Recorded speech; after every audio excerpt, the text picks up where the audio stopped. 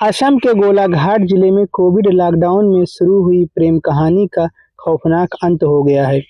25 वर्षीय नजीबुर रहमान बोरा और 24 वर्षीय संघमित्रा घोष के बीच लव अफेयर जो शादी में बदला और फिर पति पत्नी के बिगड़े संबंध में। इसके बाद इस प्रेम कहानी का अंत सोमवार को भयानक अपराध में बदल गया, जब नजीबुर रहमान बोरा ने अपनी पत्नी के माता-पिता और उसकी हत्या कर दी और अपने 9 महीने के बच्चे को गोद में लेकर पुलिस के सामने आत्मसमर्पण करने पहुंच गया।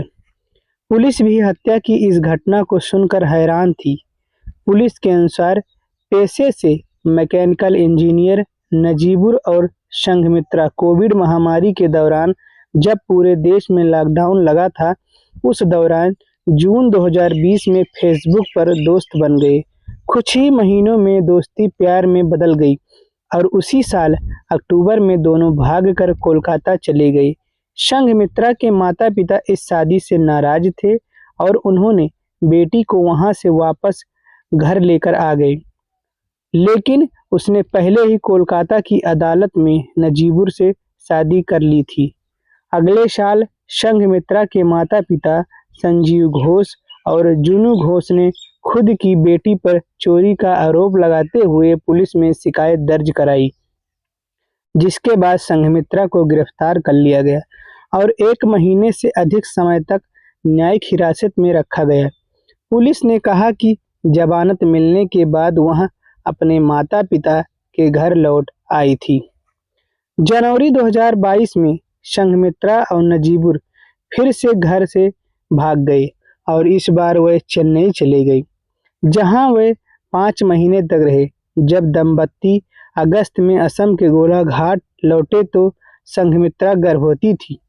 पुलिस ने कहा कि वे नजीबुर के घर पर रहने लगे और पिछले नवंबर में उनका एक बेटा हुआ।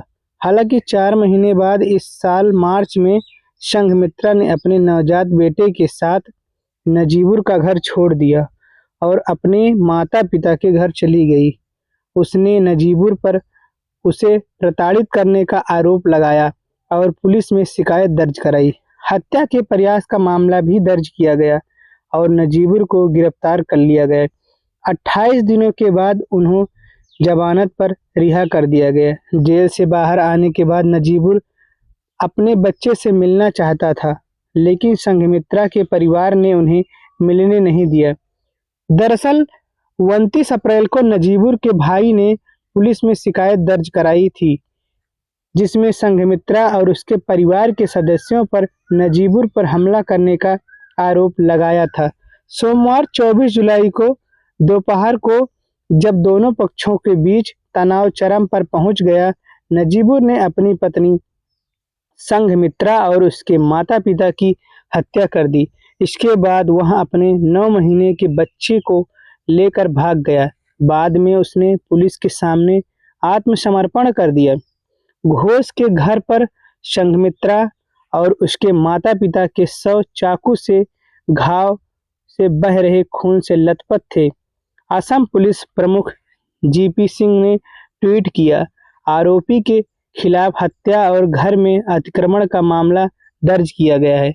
इस जघन्य हत्याकांड की जांच के लिए राज्य सीआईडी टीम को लगाया गया है। पुलिस ने कहा कि फोरेंसिक टीमों को भी बुलाया गया है और आगे की जांच जारी है। घटना के बारे में मुख्यमंत्री शर्मा ने संवाददाताओं से कहा कि पीड़ित की बहन अंकिता को भी आरोपी ने पीटा था।